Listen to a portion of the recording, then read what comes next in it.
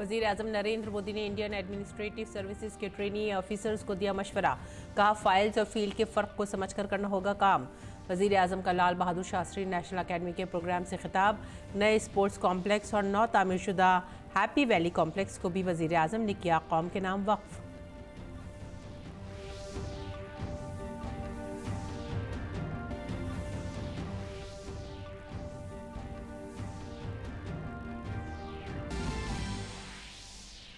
मरकज़ी वज़ीर दाखिला अमित शाह का बयान। पूरी दुनिया में भारत ज़मीन और सकाफ़त से जुड़ा हुआ वाहिद मुल्क।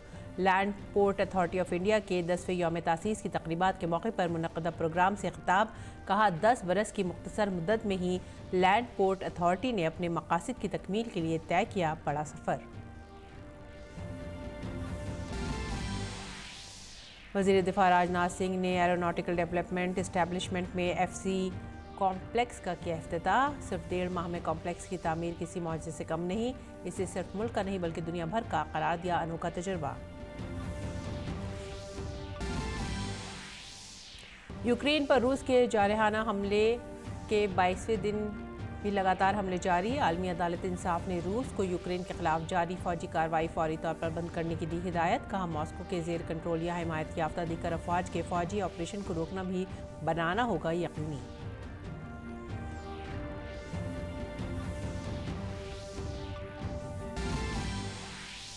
और बाहिमी इख्तलाफात, तलखी और अदावतों को भुलाकर मोहब्बत से सराबोर करने वाला होली का त्यौहार शुरू। आज होगा होली का दहन। कल मुल्क भर में खेला जाएगा रंग।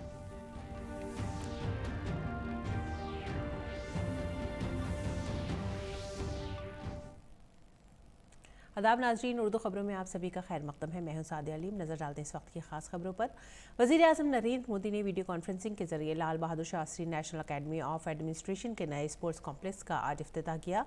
उन्होंने Lal Bahadur Shastri National Academy of Administration के नौ तामीरशुदा हैप्पी वैली आउटडोर कॉम्प्लेक्स भी कौम के नाम वक्फ किया। वज़ीर आज़म मोदी ने कहा, 21वीं सदी का भारत का सबसे बड़ा हदफ हमें खोना नहीं है। वज़ीर आज़म नरेंद्र मोदी ने ट्रेनी अफसरान को 21वीं सदी में आत्मनिर्भर और जदीद भारत के सबसे बड़े हदफ को कभी न फरामोश करने का मशवरा दिया। वज़ीर आज़म ने कहा, हमने गुज़िश्ता 75 बरस में जिस रफ्तार से तरक्की की है, अब उससे कई गुना ज़्यादा रफ्तार से काम करने की ज़रूरत है।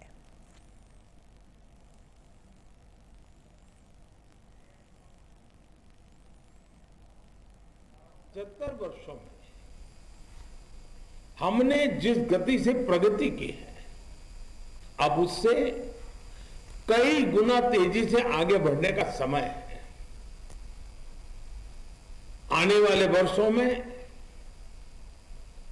आप कहीं किसी जिले को संभाल रहे होंगे, किसी के विभाग को संभालते रहे होंगे, कहीं इंफ्रास्ट्रक्चर का बहुत बड़ा प्रोजेक्ट आपकी निगरानी में चल रहा होगा, कहीं आप पॉलिसी लेवल पर अपने सुझाव दे रहे होंगे। इन सारे कामों में आपको एक चीज का हमेशा ध्यान रखना है, और वो है 21वीं सदी के भारत का सबसे बड़ा लक्ष्य। ये लक्ष्य है आत्मनिर्भर भारत का, आधुनिक भारत का। इस समय को हमें खोना नहीं है। और वज़ीर आज़म ने कहा कि आज का भारत सबका प्रयास के जज्बे के साथ आगे बढ़ रहा है। इसके लिए हमें सलाह, कारकर्दगी और तब्दीली को आगे तक ले जाना है। वज़ीर आज़म ने तरबियत हासिल करने वाले अफसरान से कहा कि उन्हें अपनी कोशिशों के दरमियान ये समझना होगा कि सबका प्रयास और सबकी शिराकतदारी की ताकत क्या होती है। आजादी के इस अमृत काल में हमें रिफॉर्म, परफॉर्म, ट्रांसफॉर्म को नेक्स्ट लेवल पर ले जाना है। इसलिए ही आज का भारत सबका प्रयास की भावना से आगे बढ़ रहा है। आपको भी अपने प्रयासों के बीच ये समझना होगा कि सबका प्रयास, सबकी भागीदारी की ताकत क्या होती है। अपने कार्यों में आप जितना ज्यादा व्यवस्था में जितने विभाग है सबको जोड़ करके प्रयास करें, हर मुलाजिम को जोड़ करके प्रयास करें, तो वो तो एक पहला दायरा हो गया, पहला सर्कल हो गया। लेकिन बड़ा सर्कल सामाजिक संगठनों को जोड़े, फिर जन सामान्य को जोड़े। एक प्रकार से सबका प्रयास, समाज का आखिरी व्यक्ति भी आपके प्रयासों का हिस्सा होना चाहिए। ज़ेर तरबियत अफसरान ने वज़ीर आज़म के खिताब के बाद अपने रद्द अमल का इजहार किया। उन्होंने कहा कि वो वज़ीर आज़म की रहनुमाई से मुतासिर हैं। हमारा 17 मार्च को वैलेडिक्टरी सेरेमनी था जिसमें प्राइम मिनिस्टर ने हमें एड्रेस किया और वो स्पीच इतनी इंस्पायरिंग थी कि जो सपनों के साथ हम एक सिविल सर्विसेज में आते हैं कि हम देश के लिए, समाज के लिए जो करेंगे, आज वही चीज़ें जब प्राइम मिनिस्टर से सुनी तो उस चीज़ का मूल्य और बढ़ गया। और यही एक उम्मीद है कि हम सारे जितने भी ऑफिसर ट्रेनीज़ यहाँ पर हैं, जब भी अपनी डिस्ट्रिक्ट ट्रेनिंग में और उसके बाद में पोस्टिंग में जाएं तो वही सब चीज़ों को दिमाग में, दिल में रखते हुए देश, समाज और सेवा को करते हुए देश को आगे बढ़ाने में, देश की आज़ादी के अमृत महोत्सव में और योगदान देंगे। मरकजी वज़ीर दाखिला अमित शाह ने भारत की लैंड पोर्ट अथॉरिटी के 10वें यौम तासीस पर मुनक़िद प्रोग्राम से खिताब किया। उन्होंने कहा कि आज़ादी के बाद ज़मीनी रास्तों पर जो तवज्जो होनी चाहिए थी वो नहीं रही, लेकिन जब इस पर तवज्जो दी गई तो फिर अथॉरिटी कायम हो गई। अथॉरिटी ने 75 साल का फासला 10 साल में पूरा करने का बहुत बड़ा सफ़र मुकम्मल किया है। मरकजी वज़ीर दाखिला ने कहा कि वज़ारत दाखिला के तहत चलने वाले तमाम प्रोग्रामों में सबसे कम उम्र लैंड पोर्ट अथॉरिटी की है। आजादी के बाद ये भूमि मार्गों का ऊपर हमारा जितना ध्यान होना चाहिए था वो ध्यान नहीं रहा। खैर, बहुत सारी प्रायोरिटी होती है, परंतु जब इस पर ध्यान गया तब प्राधिकरण की स्थापना हुई और प्राधिकरण ने ये 10 साल में पूरी कमी को, 75 साल की पूरी कमी को पूरा करने के लिए बहुत बड़ी यात्रा पूरी करी है। वज़ीर दाखिला ने कहा कि सलामती के नुक्ता नज़र से सिक्योरिटी एजेंसियों के साथ अथॉरिटी के बाकायदा रवाबित और मीटिंगें बेहद ज़रूरी हैं। तो ट्रेड कॉरिडोर की परंपरा भी हमने मजबूत करनी पड़ेगी, मगर इसके साथ साथ सिक्योरिटी एजेंसी के साथ भी प्राधिकरण का संवाद और सिक्योरिटी एजेंसी के साथ प्राधिकरण की नियमित बैठकें भी बहुत जरूरी है, क्योंकि यही रास्ता है जो हमारी सुरक्षा को भी शायद कभी कोई खतरे में डालना चाहे तो डाल सकता है।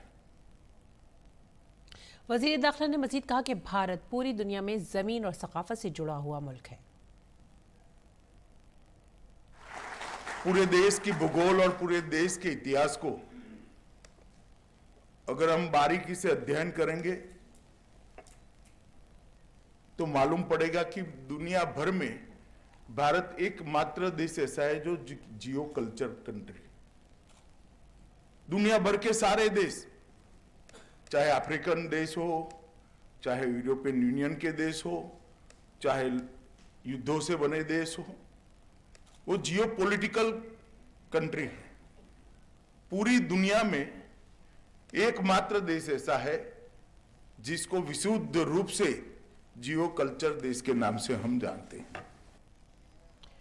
और बीजेपी सदर जेपी नड्डा, कौमी जनरल सेक्रेटरी बीएल संतोष और Uttar Pradesh BJP election in charge Dharmendra Pradhan के साथ उत्तर प्रदेश बीजेपी के कोर ग्रुप के लीडरों की आज मीटिंग हुई। मीटिंग में उत्तर प्रदेश के कारगुजार और वजीर आला योगी आदित्यनाथ समेत पार्टी के अहम लीडरों ने शिरकत की। मीटिंग में उत्तर प्रदेश में कानून साज कौंसिल के इंतखाबात के हवाले से बहुत बातचीत हुई। इसके साथ ही माना जा रहा है कि मीटिंग में उत्तर प्रदेश में हुकूमत साजी पर भी बात हुई है। उत्तर प्रदेश में जबरदस्त जीत के बाद बीजेपी दोबारा इख्तियार में आ गई है। ऐसे में उत्तर प्रदेश में हलफ बर्दारी की तकरीब को शानदार बनाने की तैयारियां की जा रही हैं। बीजेपी के सदर जेपी नड्डा ने भी वजीर दाखिला अमित शाह को पार्टी की जानिब से मबसर मुकर्रर किया। होली के फौरन बाद उत्तर प्रदेश में नई हुकूमत की तश्कील का अमल आगे बढ़ेगा और उत्तर प्रदेश में बीजेपी के दो इत्तेहादी अपना दल सोनेलाल और निषाद पार्टी हैं। उन्होंने मिलकर इलेक्शन लड़ा है। माना जा रहा है कि योगी हुकूमत की नई काबीना में इत्तेहादी जमातों से वजीर बनाए जा सकते हैं।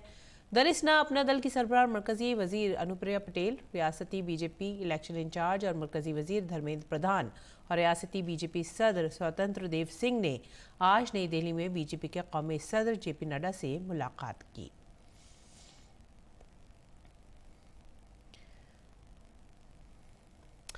अक़लियती उमूर के मरकजी वजीर मुख्तार अब्बास नकवी ने कांग्रेस के तरीक़ाकार को हदफ तनक़ीद बनाया है। उन्होंने कहा कि कांग्रेस के लोग भारतीय जनता पार्टी से लड़ते लड़ते आपस में ही लड़ने लगे हैं। इससे बात वाज़ेह हो जाती है कि कांग्रेस पार्टी मनफियत से भरी हुई है। ये लोग तो पहले बीजेपी से लड़ रहे थे, अब बीजेपी से लड़ते लड़ते आपस में भिड़ गए। उसका एक ही प्रमुख कारण है, वो प्रमुख कारण है कि जिस तरह से पार्टी में जो निगेटिविटी भरी हुई है, उस निगेटिविटी का असर जो है वो अब उनकी पार्टी पे भी दिखाई पड़ने लगा।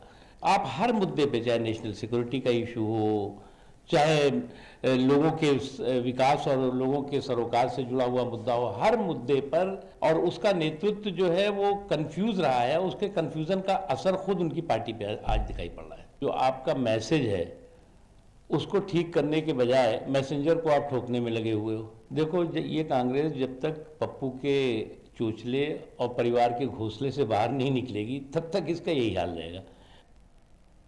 और वज़ीर दिफ़ा राजनाथ सिंह ने aeronautical development establishment ADE Bengaluru में FC कॉम्प्लेक्स का इफ्तिताह किया। इस मौके पर कर्नाटक के वज़ीर आला बिस्वराज बोम्मई भी उनके साथ मौजूद थे। इस इमारत की तामीर defence research and development organisation ने की है। DRDO की कामयाबी में इसे एक नया बाब समझा जा रहा है। DRDO ने 7 मंजिला इमारत को महज 45 दिन में तामीर किया, जिसका आज वज़ीर दिफ़ा राजनाथ सिंह ने इफ्तिताह किया। इमारत को 5वीं जनरेशन के एडवांस्ड मीडियम कॉम्बैट एयरक्राफ्ट के लिए तहकीक और तरक्की की सहूलत के तौर पर इस्तेमाल किया जाएगा।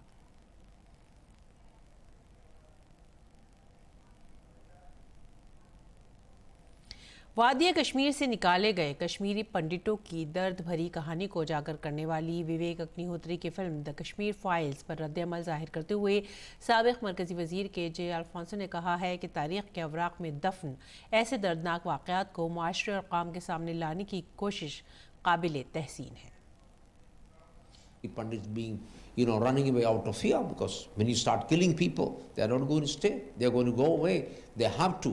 So it's a very sad part of history, and I'm very happy that people are trying to document through movies and otherwise what happened to them. And I think hopefully this kind of understanding of history will lead to a better rehabilitation package for these people. Better understanding of their problems and trying to find a solution. Kashi में भी शायकीन film the Kashmir files को पसंद कर रहे हैं। एक नाज़िर ने इस दौरान दूरदर्शन की भी सताइश की।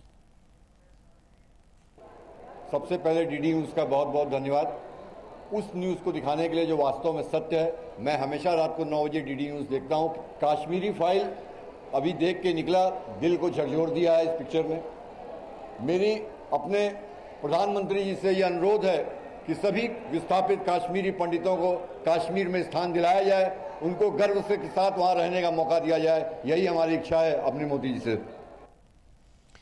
आगे बढ़ेंगे अगली खबर की तरफ। CRPF के डायरेक्टर जनरल कुलदीप सिंह ने बताया कि जम्मू कश्मीर में सिक्योरिटी की सूरत हाल बहुत बेहतर है। उन्होंने कहा कि गुज़िश्ता साल सिक्योरिटी फोर्सेस ने न सिर्फ 250 दहशतगर्दों को मार गिराया था, बल्कि बेहतर सिक्योरिटी इंतजामात की वजह से बैरून मुल्क से आने वाले दहशतगर्दों की तादाद में भी कमी आई है। उन्होंने कहा कि रिस्क फंड से माली इमदाद के तहत कार्रवाई में हलाक होने वाले फौजियों की रकम 20 लाख रुपए से बढ़ाकर 30 लाख रुपए और दीगर तमाम मामलात के लिए 15 लाख रुपए से बढ़ाकर 20 लाख रुपए कर दी गई है। जम्मू कश्मीर के फील्ड में टेररिस्ट किल्ड इज 167, अप्रीहेंड माने 1 साल का, अप्रीहेंडेड इज 182, सरेंडर्ड इज 2। हमारा जो जनवरी का महीना था, दिसंबर और जनवरी has been very good for security forces.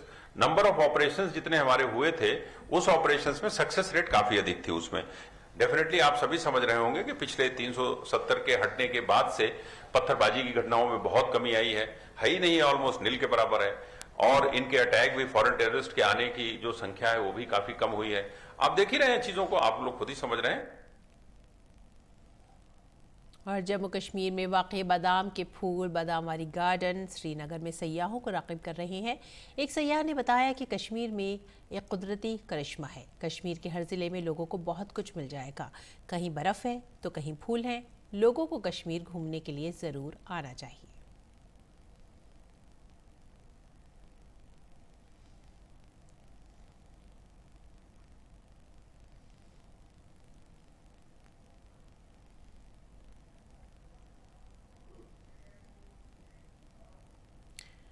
Kashmir is actually so pretty and people can come here visit, and it's actually so different from almost another countries. It actually is beautiful. कुदरती करिश्मा है कश्मीर में, आपको हर season में कुछ ना कुछ मिल ही जाएंगे, चाहे वो बारिश हो उसमें भी मतलब प्यार है। और ये आपका मार्च में जहाँ बर्फ़ है चारों ओर, लेकिन जब श्रीनगर आए हैं तो यहाँ आपका ब्लॉसम, तो ये एक अनोखा है।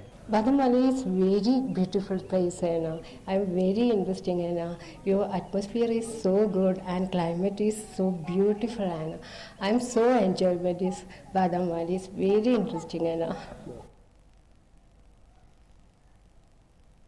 आगे बढ़ेंगे अगली खबर की तरफ। तृणमूल कांग्रेस के मेंबर पार्लियामेंट और मगरबी बंगाल के वजीर आला ममता बनर्जी के भतीजे अभिषेक बनर्जी से डायरेक्टरेट ऑफ एनफोर्समेंट यानी ईडी एक बार फिर से तफ्तीश की तैयारी में है।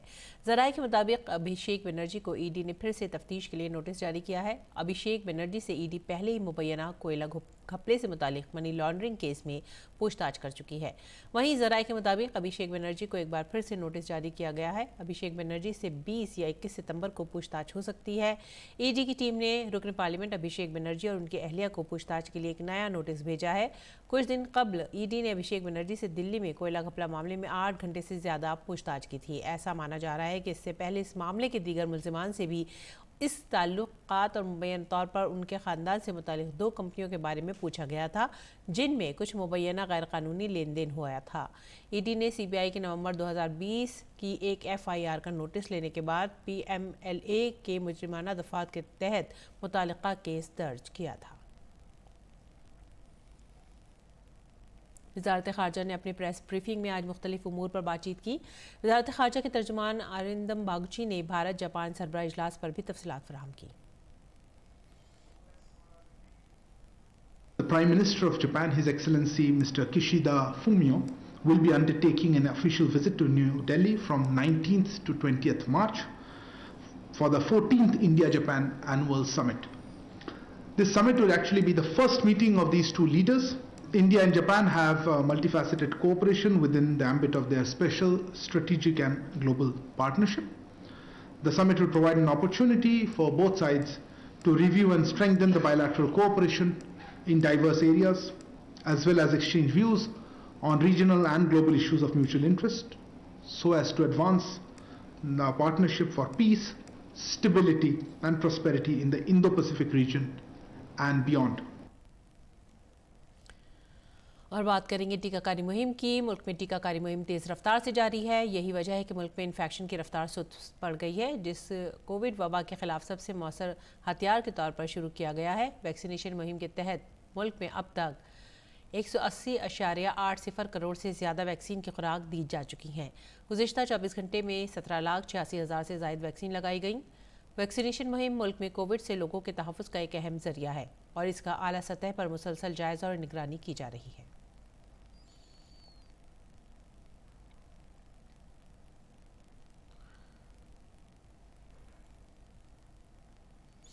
और अब एक अफसोसनाक खबर। 1991 बैच के इंडियन इंफॉर्मेशन सर्विस के सीनियर अफसर वी रवि रामकृष्णा का आज सुबह 57 साल की उम्र में इंतकाल हो गया।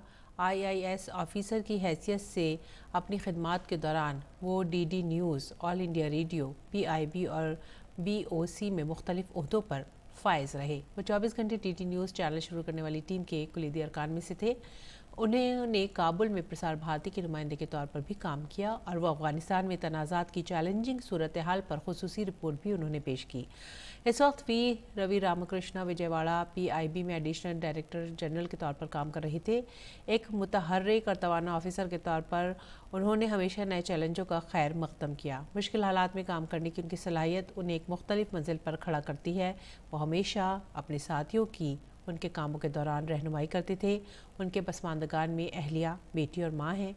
उन्हें एक हसास और खुशमिजाज शख्सियत के तौर पर याद रखा जाएगा। आलमी खबरों में यूक्रेन पर रूस के हमले के 22वें रोज़ भी तबाही का सिलसिला थमने का नाम नहीं ले रहा है। अब रूसी अफवाज ने एक school, swimming pool, community centre और थिएटर पर हमला करके उसे तबाह कर दिया है। इस हमले में ख़वातीन और बच्चों के बड़े पैमाने पर मारे जाने का अंदेशा है। यूक्रेन के मुख्तलिफ शहरों पर रूस बमबारी जारी रखे हुए है। मारियोपोल में एक ड्रामा थिएटर और स्विमिंग पूल पर फिजाई बमबारी की गई। यूक्रेनी हुक्काम के मुताबिक सैकड़ों शहरी कंपाउंड में पनाह लिए हुए थे। इनमें 80% बच्चे और खवातीन हैं। यूक्रेन की वजारत खारजा ने एक बयान में कहा कि फिजाई हमले में एक शानदार इमारत और आर्ट सेंटर तबाह हो गया। जंग में घरों के तबाह होने के बाद सैकड़ों शहरी इस कंपाउंड में रह रहे थे। इमारत के मलबे में बड़ी तादाद में लोग दबे हुए हैं। इसके अलावा अल्फिया में एक स्कूल और एक कम्युनिटी सेंटर को भी रूसी फौजी दस्तों ने तबाह किया है। खार्किव के एक स्कूल और कम्युनिटी सेंटर में भी लोगों की बड़ी तादाद में रुकने की इत्तला मिली है। इसी दौरान रूसी फौज ने यूक्रेन के शहर मेलिटोपोल के मेयर को रिहा कर दिया है। गुज़िश्ता कई दिनों से रूसी फौज ने मेयर को यरगमाल बनाए रखा। मेयर की रिहाई के बदले रूसी फौज ने अपने 9 फौजियों को यूक्रेन के कब्जे से आज़ाद कराया है। यूक्रेन के मामले पर बातचीत के लिए आज अक़वाम मुत्तहिदा की सलामती कौंसिल का हंगामी इजलास तलब किया गया है। ये इजलास अमरीका, बरतानिया, फ्रांस, अल्बानिया, आयरलैंड और नॉर्वे की गुजारिश पर तलब किया गया है। ख्याल रहे कि इस जंग में हज़ारों लोग लुक़्मा अजल बन चुके हैं, जबकि लाखों बेघर होकर मुहाजिरीन की ज़िंदगी गुजारने पर मजबूर हैं।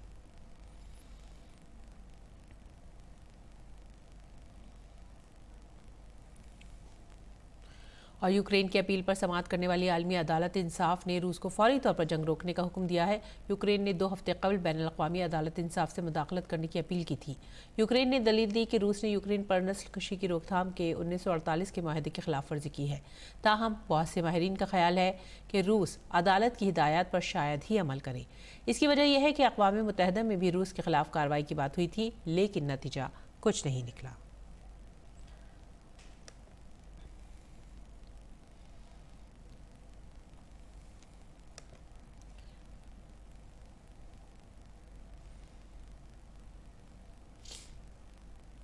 इस दौरान अमेरिका ने ICJ के जरिए रूसी फेडरेशन को यूक्रेन में फौजी ऑपरेशन फौरी तौर पर मुअत्तल करने का हुक्म का खैर मकदम किया है। अमेरिकी महकमा खारजा के तर्जुमान नेड प्राइस ने कहा है कि अमेरिका रूसी हुकूमत पर जोर देता है कि वह अदालती हुक्म का एहतराम करे और आर्जी इक़दाम पर अमल करे। उन्होंने कहा कि अमेरिका यूक्रेन के साथ खड़ा है। वज़ीर आज़म नरेंद्र मोदी ने कोरिया जमहूरिया के नौमुंतखब सदर यूं सुक येल से फ़ोन पर बात की। वज़ीर आज़म ने कोरिया जमहूरिया में होने वाले हालिया इंतख़ाबात में कामयाबी पर उन्हें मुबारकबाद दी। दोनों रहनुमाओं ने ख़ास तौर से मौजूदा आलमी तनाज़ुर में भारत कोरिया ख़ुसूसी स्ट्रैटेजिक शराकतदारी को मज़ीद वसी करने की अहमियत पर इत्तफ़ाक़ किया। उन्होंने मुख्तलिफ शोबों पर तबादला ख़याल किया और 2 तरफ़ा ताउन को तेज़ करने के इम्कानात पर मिलकर काम करने पर इत्तफ़ाक़ किया। दोनों रहनुमाओं ने अगले साल भारत और कोरिया जमहूरिया के दरमियान सिफारती ताल्लुक़ात के क़याम की 50वीं सालगिरह मुश्तरका तौर पर मनाने की ख्वाहिश पर भी जोर दिया। चाइना में कोरोना के BA.2 वेरिएंट के मामले तेज़ी से बढ़ रहे हैं। इन्फेक्शन के बढ़ते हुए मामलों को रोकने के लिए कई शहरों में लॉकडाउन नाफिज कर दिया गया है। गुज़िश्ता 24 घंटों में यहाँ कोरोना वायरस के 2000 से ज़्यादा नए मामले दर्ज हुए हैं, जिनमें ज़्यादातर लोग ओमिक्रॉन वेरिएंट के सब वेरिएंट स्टेल्थ में मुब्तला पाए गए। दुनिया में कोविड की चौथी लहर के पेश नज़र आलमी इदारे सेहत ने भी खबरदार किया है।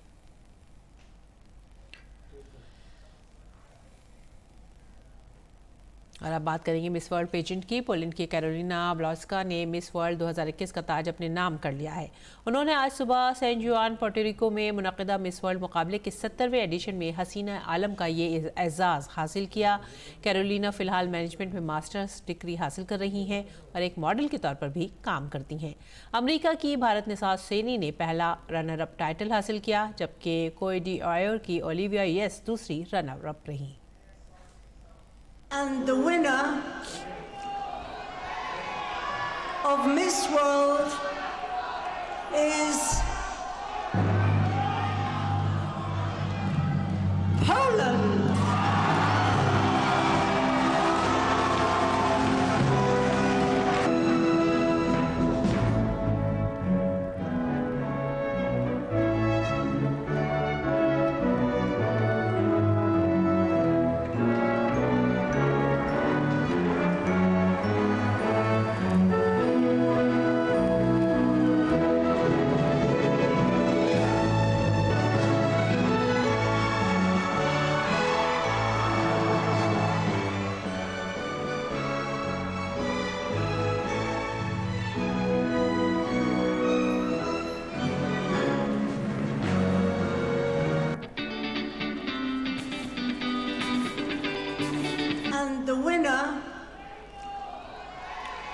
और अब आगे बढ़ते हैं अगली Miss- खबर की तरफ।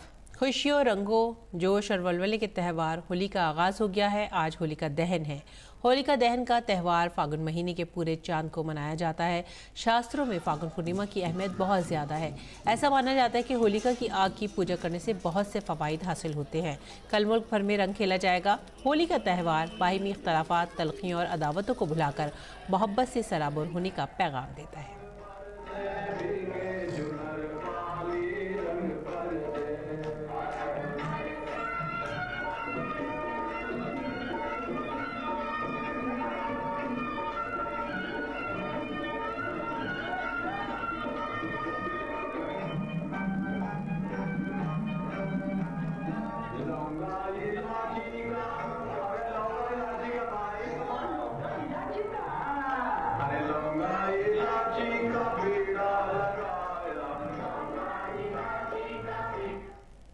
अब पूरे मुल्क में लोगों में जोश, होली का, और इसी के साथ ही अब वक्त हो गया है आप सभी से विदा लेने का। आप हमारी पूरी टीम को दीजिए इजाज़त।